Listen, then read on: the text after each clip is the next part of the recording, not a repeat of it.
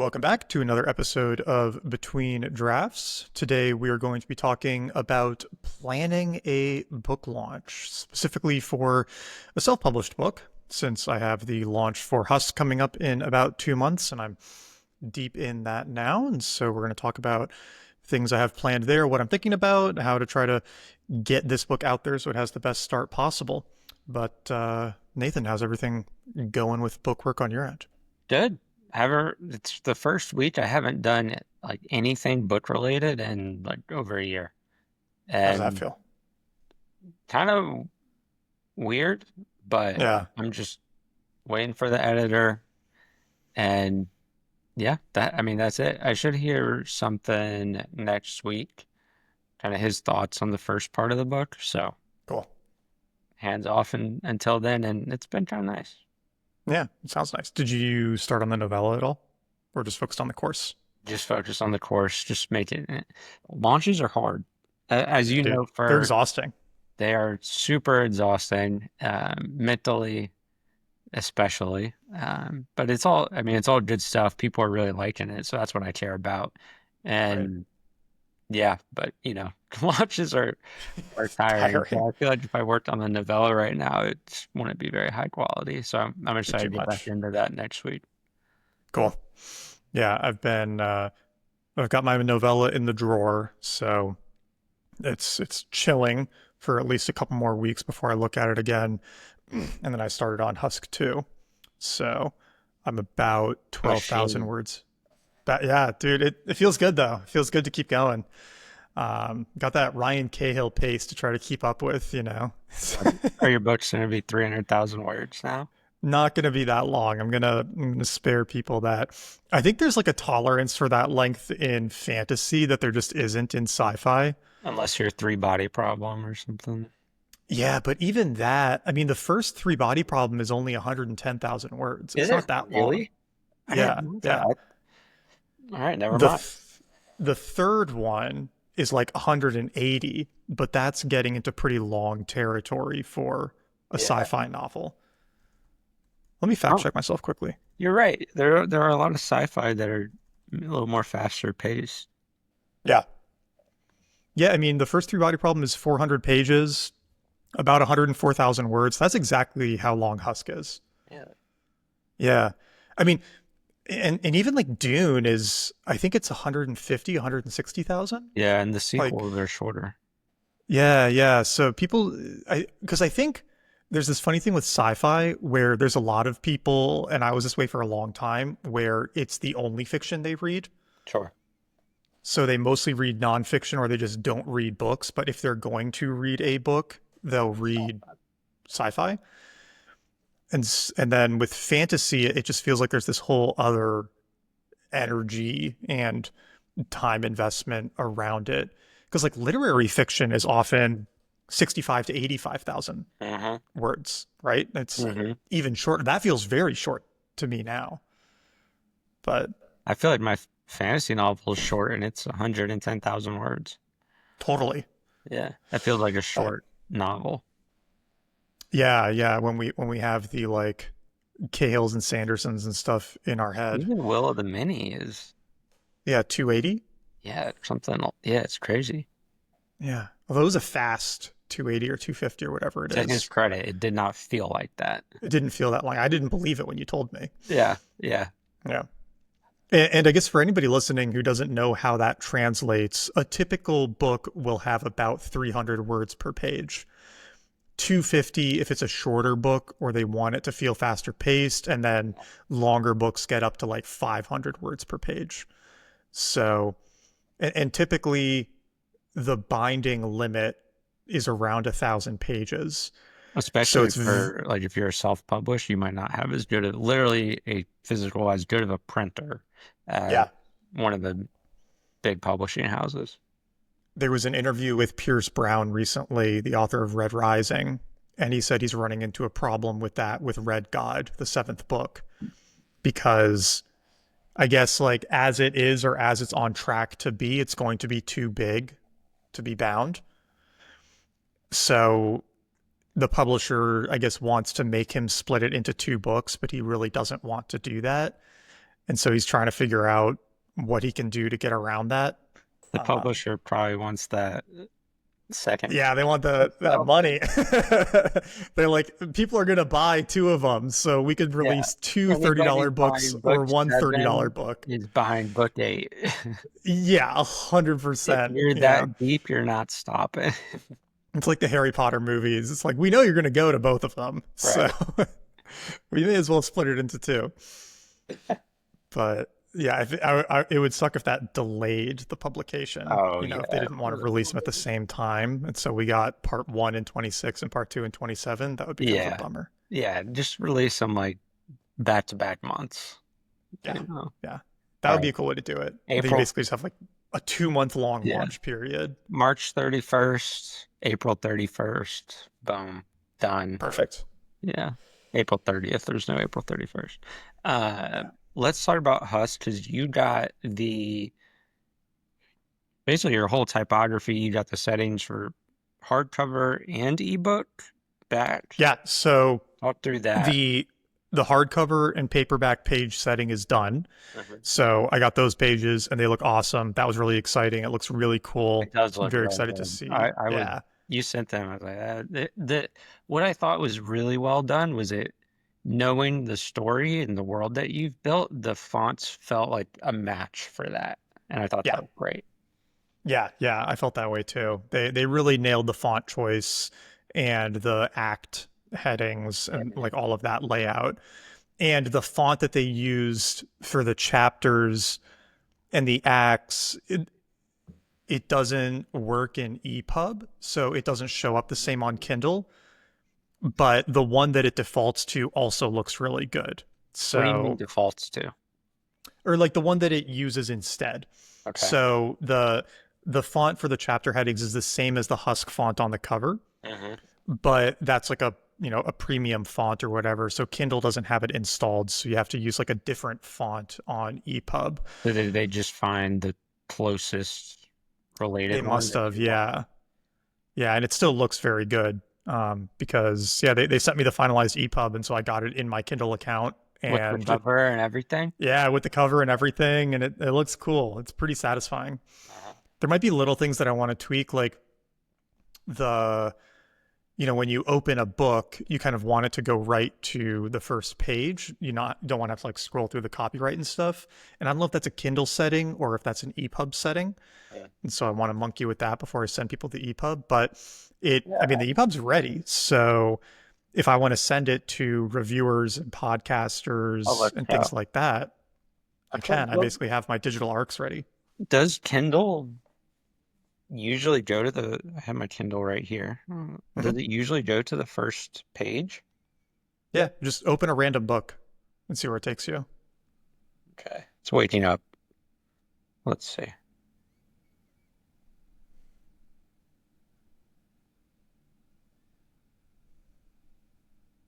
Testing, testing. Yeah. Huh. I've never thought about it, but yeah, that makes a lot of sense.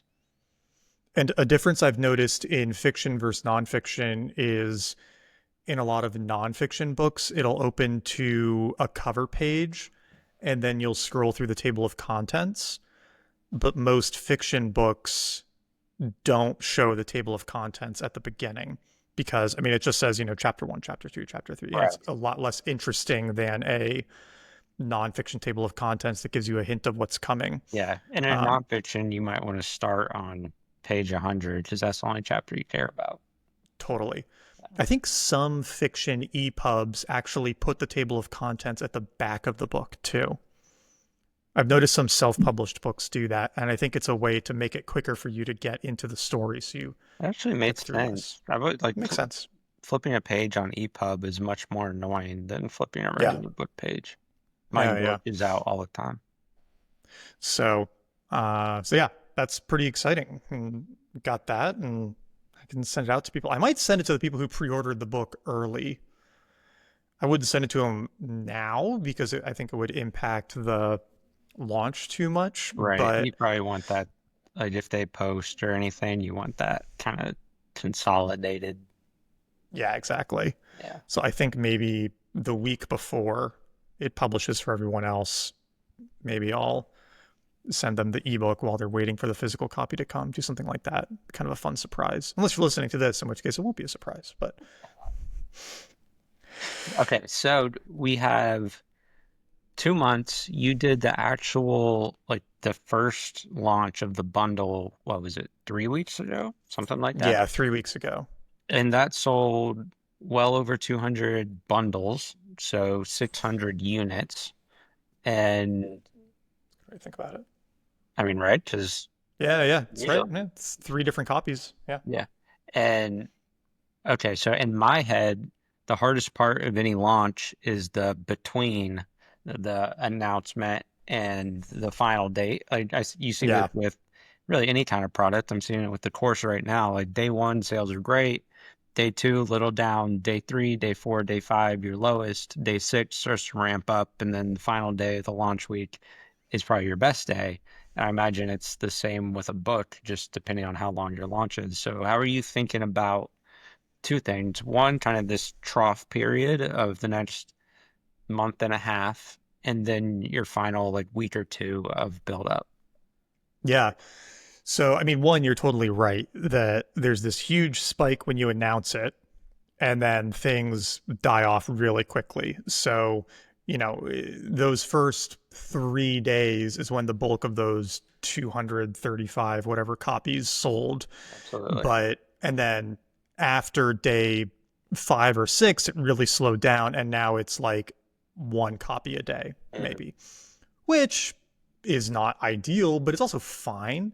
I mean, this is basically what I expected to happen was that there would Yeah. be that big spike and then it'd be a long period of quiet.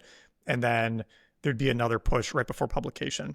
And I'm not, one thing that you might do with an online course launch is have these intermediate tranches, right? These Yeah. intermediate deadlines, because people basically only buy when there's a deadline, Yep. if it's a launch thing like this. And so one thing I could do is have other bonuses and things like that. Like, I'm not even sure what these would be for fiction because they're less obvious than for Yeah. For nonfiction. nonfiction, it's pretty straightforward. Make a workbook Yeah, that goes with the thing or whatever. workbook, special Q&A, maybe you give away some like course or related thing that you've done, but you don't really have those in fiction. I might for subsequent books, there could be merch and things like that that I give away, but I don't have that right now. So I'm not honestly thinking about intermediate tranches that much. I'm pretty happy to just let it chill until the end. Um, and basically, in terms of like the email list and promoting it to them, I'm going to have another call to action like 2 weeks out from publication. So if publication is May 27th, 2 weeks before that will be May 13th. So about then, I'm going to email everyone and say, hey, this is last call for the physical pre-orders because I'm going to shut them off a week before publish date. You'll still be able to buy the book from me, but it won't be the bundle anymore. You won't Mhm. get the signed, well, you'll still get a signed hardcover, but you won't get the Kindle and you won't get the audiobook with it as well. You'll just be buying the book the way you would be buying the book on Amazon. And so that'll be kind of like the last call. So an email on May 13th saying, hey, last chance, this goes away in a week. If you want the pre-order bundle, you should grab it now. And then if I'm turning it off on May 20th, maybe one more email on May 19th saying, hey, today is the last day. Mhm. And I suspect those two emails will drive a decent number of sales. Maybe it doubles. So we get up to like 400, 500. That's sort of like roughly the number I have in my head.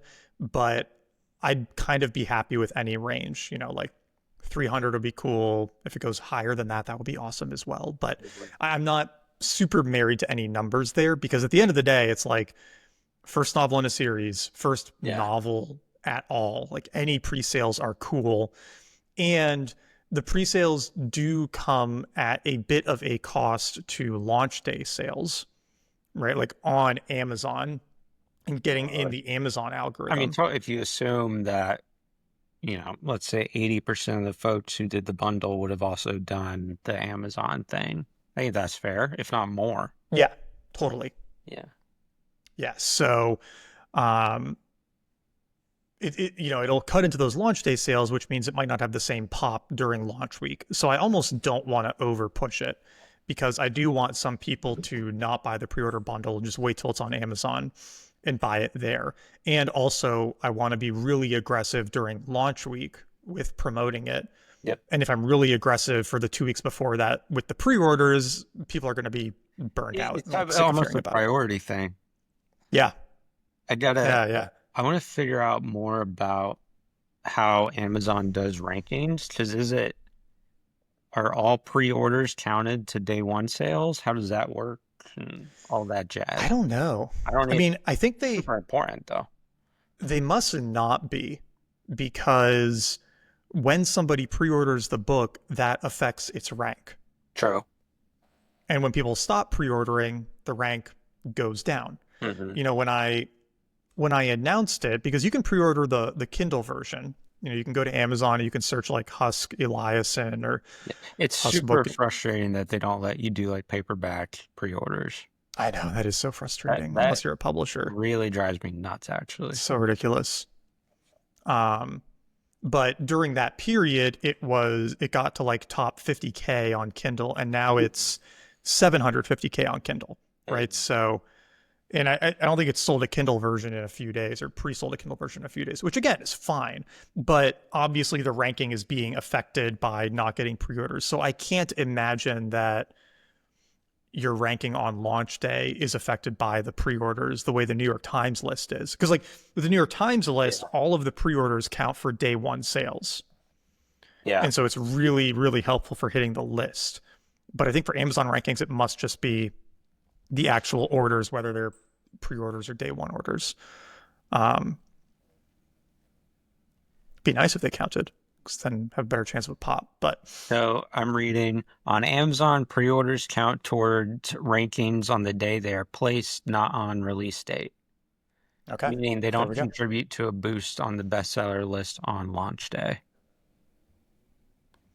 Yeah, and a lot of self-published authors don't do pre-orders, probably for this reason, I bet you're right. because they want that bump on day one. Um, so and that's maybe the argument against doing it this way, but I still feel pretty good about doing it this way, and it's been a fun experiment. And again, in terms of like paying off the investment in publishing it Right. this way, they've been Yeah. very helpful for that too. Yeah, absolutely. So while I'm not doing a bunch of individual tranches leading up to launch, what I am doing is lining up other people who can talk about it. Hmm. And so that's the main thing that I'm thinking about now is, how do I get this in more people's hands around launch week, or get more people talking about it around launch week so that it's not just me promoting it. It's a variety of people. So I've got one friend with a storytelling newsletter, and so hopefully he's going to promote it.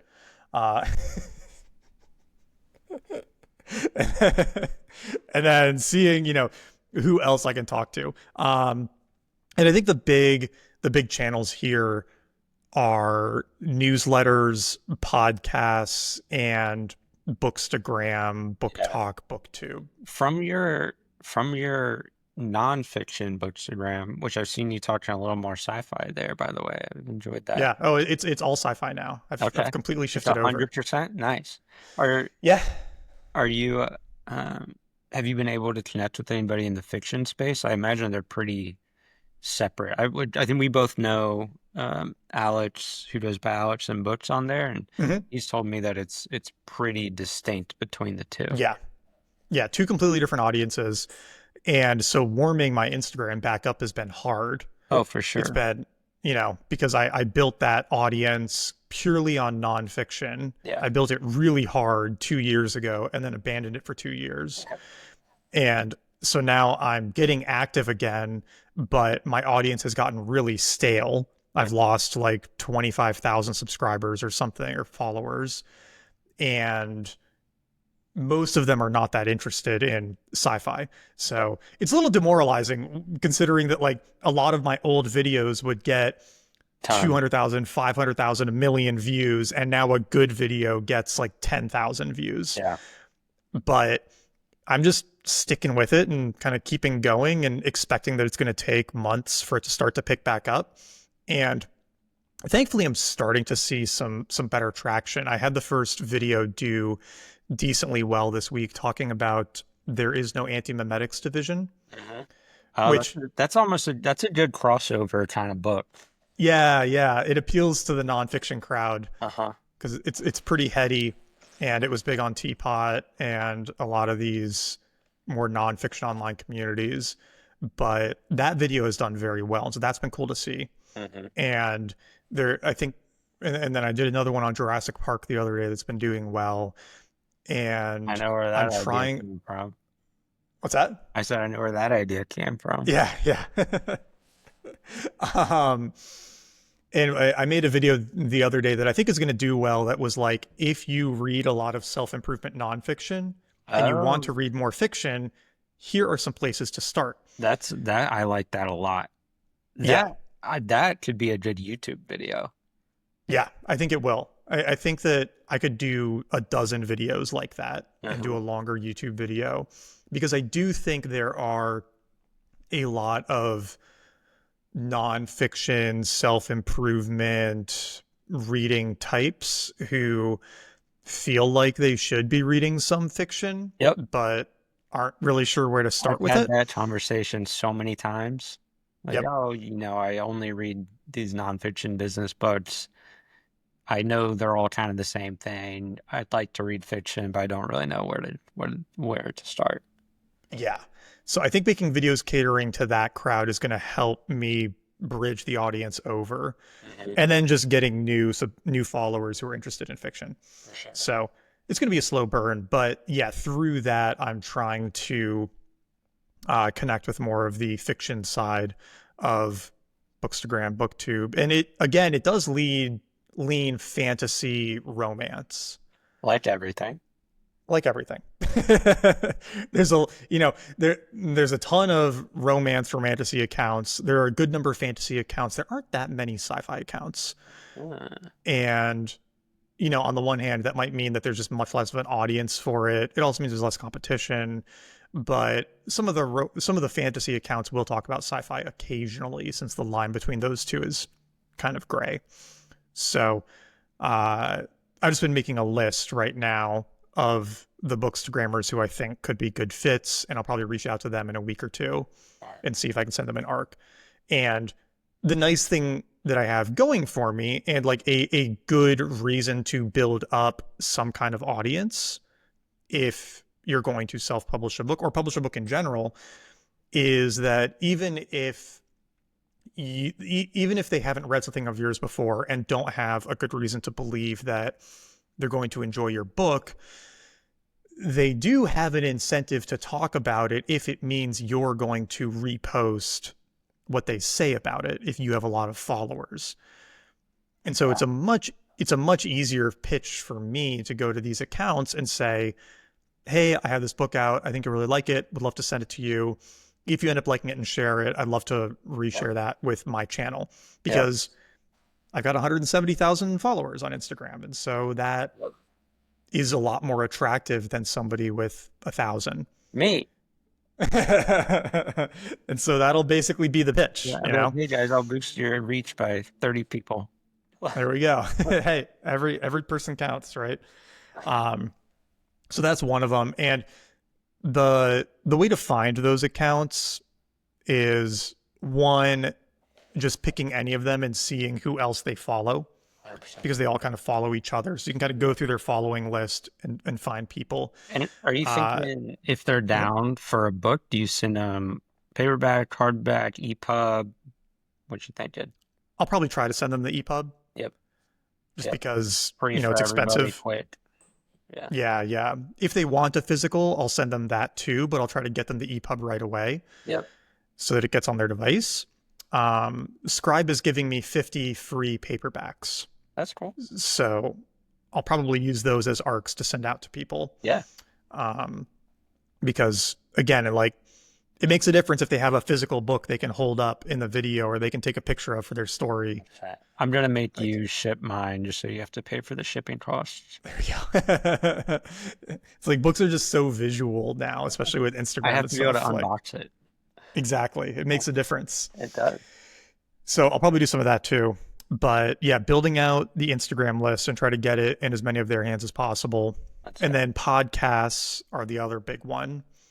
Yep. And I'm thinking about podcasts in three ways. There are basically three categories here that are interesting. One is podcasts where they interview authors. Yep. And so there's a good number of those where their audience is interested in either writing or in sci-fi fantasy. And so they have authors on to like talk about their books and interview them. And to build that list, there's this really cool website called Listen Notes, listennotes.com. And you can go to it and you can plug in the name or you can plug in anything and it'll show you all of the podcast episodes out there that talk about that person or that book or that thing. And you can just work through them and start to make a spreadsheet of all the podcasts that could be good targets based off that. So when I was doing marketing for Crypto Confidential, I looked up all of the authors who had written related books on Listen Notes, found the podcasts they had gone on, and then reached out to those podcasts. And I was like, hey, saw you interviewed this person. Seems like you're interested in this topic. I have this book out. Would love to send it to you. Maybe we can chat about it. And that worked pretty well as a pitch. So these authors who do a decent number of interviews, like Ryan Cahill, like Hugh Howey, I can just plug their names in and find where they've talked and build my list that way. So that's one category. Another is just podcasts that talk about books, right? So like we would probably fall into that category where we aren't doing as many interviews yet, but books come up. And so you can, and it'll, if a book is mentioned in the show notes, not just in the title, it'll still usually find it. So I can search for these comps like Dark Matter, like Ready Player One, books that if people have read, they're probably also going to like Husk. Fast-paced sci-fi. Yeah, techno thrillers, things like that, and add those to the list. And then the third category of podcasts I'm looking at are self-published ones. So ones that talk about the process of self-publishing, authors who have self-published, fiction and nonfiction, because even if their audience isn't as many book buyers, there are going to be some on there. And it's like every bit of exposure, I think, helps Right. at this It's point. like the difference between marketing and like brand marketing and performance marketing. They're both Totally. valuable, but Yeah. And they might know other people to talk to as well. So they're just like yeah, useful relationships to build. absolutely. I mean, Yeah. the best kind of podcast I would imagine is one that's they typically do like book reviews or something like that. Because I've thought a lot about the difference between building an audience of writers, other authors, Mhm. and book buyers. I think those are separate groups. Yeah. Um, yeah, so I feel like that applies to podcasts too. Totally. Yeah. And I definitely have to remind myself of that because I like making content about writing. I do too. Yeah, Yeah, because we think about it all the time, so it's a natural totally. thing to make content. We know we can make really good content about Yeah. writing, which is very meta, but because we do it all the time, yeah. So, but it's hard Yeah. to then shift and be like, oh, actually, for your Instagram, I need to make content about books, but because I'm writing so much, I'm not reading as much, and Yep. that's tough. Yeah. But it is true. Like book buyers are probably a better audience to build than other writers. The one nice thing about building an audience of other writers is that they're often micro influencers in their own way.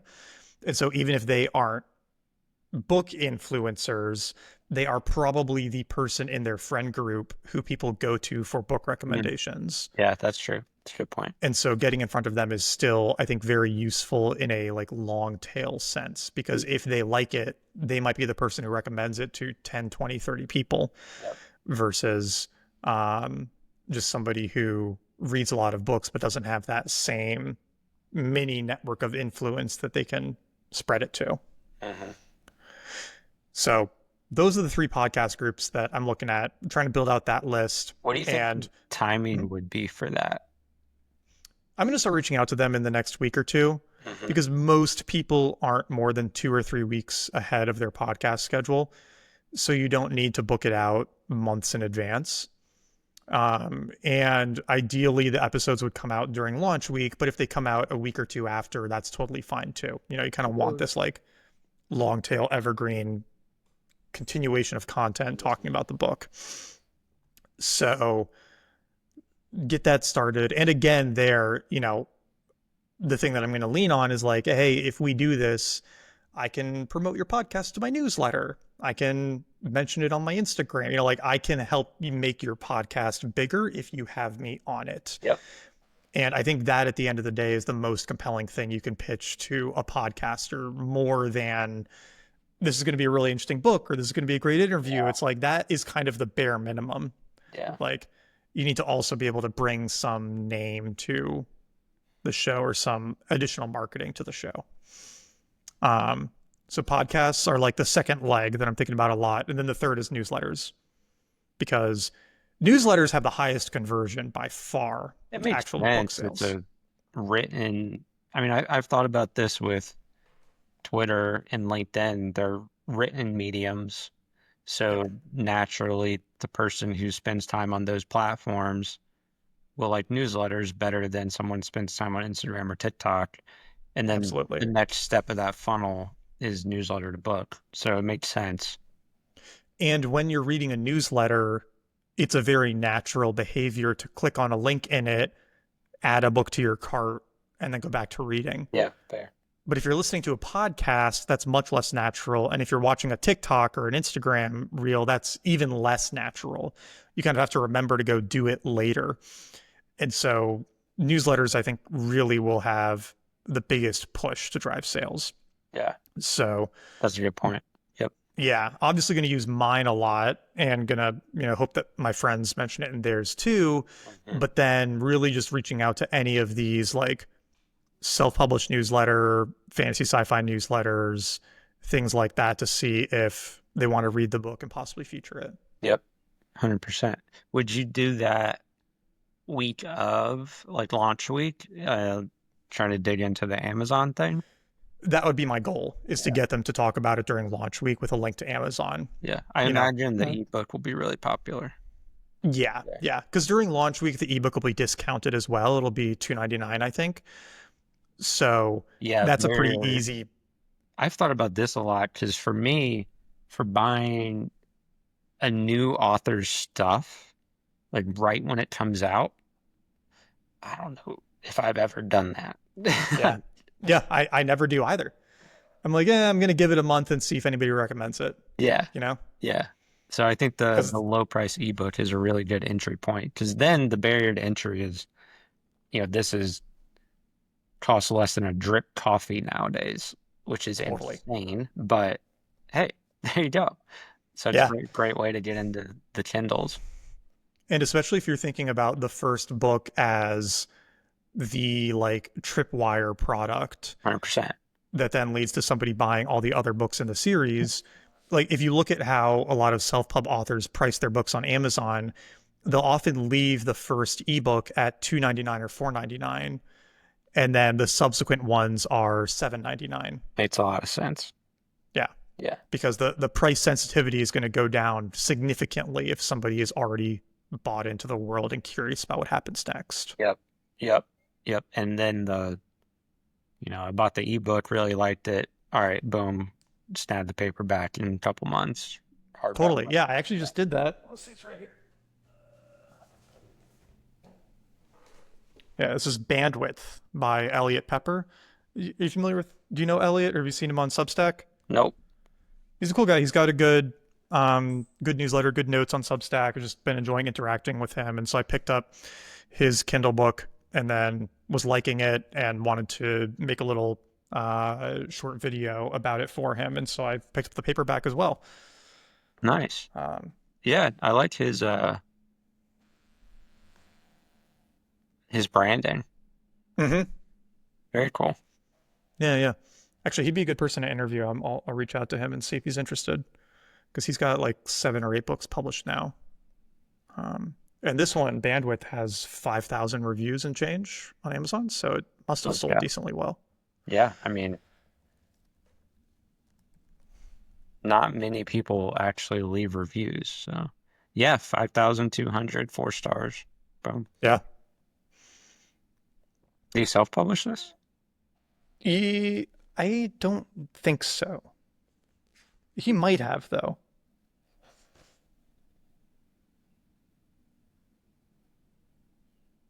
Yeah, this 47 North might be his publishing. What is apub.com? this is book. Oh, okay. He did it through Amazon Publishing. Got it. What does that mean? Um, Amazon Publishing is, I think it's kind of like Scribe, where they help you with it, but you keep the rights. Oh, interesting. Okay. I wonder if it Maybe, helps maybe, with maybe they keep the rights too.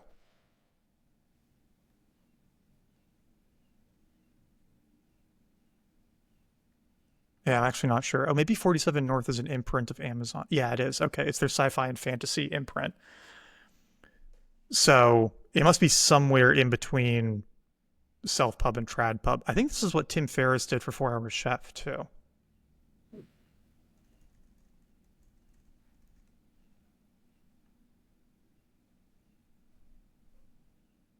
Yeah, the publisher was New Harvest, which must be, their nonfiction side.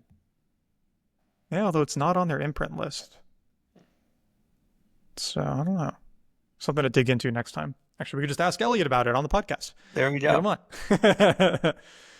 This is like But a nice thing about doing this remote is we can just Google things, but it also I can know. lead to rabbit holes. Yeah, tangents.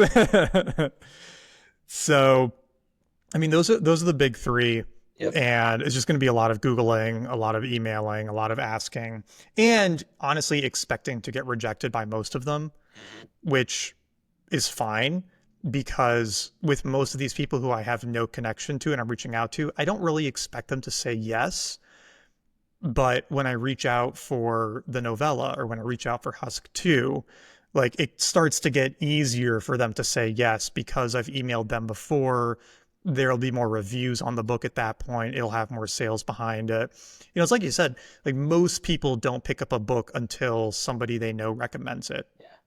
Yeah, I Like, usually find books on book 2 or 3 in a series. yep, book 2 or 3 in the series, or again, like once multiple people recommend it to me. I just picked up this book, Dungeon Crawler Carl.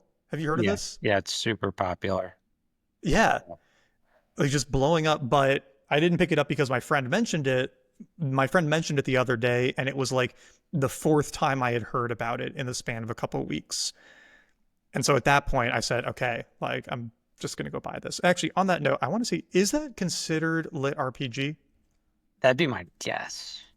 It has to be, right? It certainly feels like it is. Yeah, it's a lit RPG. Okay, cool.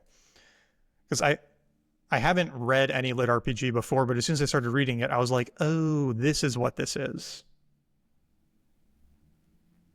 And that genre is apparently just like Poppin'? going gangbusters right now. Yeah.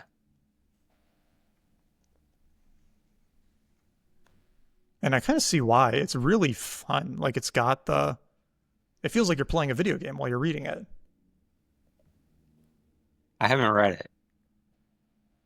It's it's very like tongue in cheek, campy, silly, but in a pretty satisfying way. Do you know the premise? Mm, I know it's like in a video game, but that's all I know. So it's not in a video game. It's aliens come to Earth to mine it for its raw materials, and they kill almost everybody when they arrive by collapsing all of the buildings and structures into the ground. But anybody who's outside survives. And if you're outside, you get invited to join the World Dungeon, which is a dungeon within Earth that the aliens have created out of our like buildings and stuff. And there are 18 levels to it. And as you progress through levels, you like become more powerful. But every level, the number of people who can play get cut in half. So, okay, hear me out. This is something I've actually thought a lot about. I Okay. think video games are great. Video games are just excellent at taking the fundamentals of story and applying it to a video game. And I Yeah. think this is what the author here is doing. That's super smart because on a video game, what makes me want to stick around is okay, I can be here for 3 more minutes, advance my character, reach another level, acquire this new item. I'm about to be able to afford this new thing, whatever it Yep. is. Like that, like, oh, in 2 more minutes, we're going to make progress. And I think this Yeah. is what Hunger Games does so well. Like it has that countdown from, 24 to 1, whatever the name, what are they called? Um, the Contestants. fighters, the Yeah, there's a better contestants, name. whatever they Yeah. called. And I think this is why Hunger Games 3 was the worst one because she didn't have that structure around it, Yeah. which she's very smartly, every subsequent Hunger Games book revolves around one of the Hunger Games. The only book she's written that's been kind of was the one that didn't have that video game like structure. Yeah. And this sounds like it taps into that super well. You got levels, you got, all that stuff. Totally. And that stuff is addicting. And yeah, a lot of story doesn't really lean into that as much as it could. Yeah. A countdown is a very like powerful plotting and like literary device. Dark Matter does a really good job of this too, where it's like how many ampules he has to universe Hopper Yeah, he left. only gets 5 or whatever. And then, Yeah. yeah, he's So going like, to use all of them, but you don't know where they're going to take him. Yeah. yep. Um, I think you've said that about Harry Potter before too, like having the story in a school year Hmm. gives you a very strong sense of place in the story because even just like what season it is, you're getting 100%. closer to the end. Yep. Yep. And then even Um, when she branched out of Hogwarts and she didn't have the school structure to rely on, she brought in 2 other ones. You had Horcruxes, which was a 7-piece countdown, and you yep, had the Deathly Hollows, which was a 3-piece countdown. yep, And that just gives it such a nice structure because her as the author can see, okay, I need just logically, we need to hit one of these things every, I don't know, however many chapters to be able to keep that progress going. And then as the reader, okay, fourth Horcrux down, we got 3 to go. That's so yeah, powerful. it works. It's a good strategy. Um, so yeah, I'm really enjoying that book. But that's most of what I'm going to be doing the next couple months. And I guess the last thing I'm going to play around with is doing some Instagram ads, probably around launch week, Yep. because I've got the pixel on my site and on my newsletter. On the And so I do Shopify want to, site? mm-hmm. And my Substack has it too. And so I do want to play around with using those ads to drive people to the Amazon page during launch week. Is there And one question? Is there a way to measure that return? Like, is the no, analytics for no? That's no. frustrating. Yeah, so that's frustrating. Yeah. But and so a lot of people in self-publishing will say don't do that. They'll say send them to a page you control so that you can measure the conversion, whatever. And my take is that they're much less likely to convert on my page than on Amazon, where they can one click send it to their Kindle. And Everybody's so it's, used to buying books on Amazon. yeah, even if I can't track the conversion, it's probably way better to send people to the place they're most likely to convert and not be able to track it than to send them somewhere where they're more likely to convert, but I can't track it. Yeah, So I'm with you. I can play with that too. But I think that's most of it.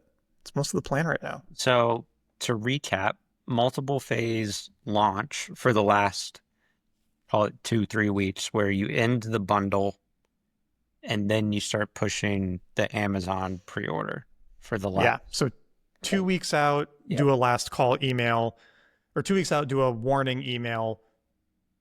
6 days later, do a last call for pre orders email. 1 week out, shut those off and get quiet for a week. And Mm. then during launch week, just hammer the shit out of it. I'll probably email people every day. Yep.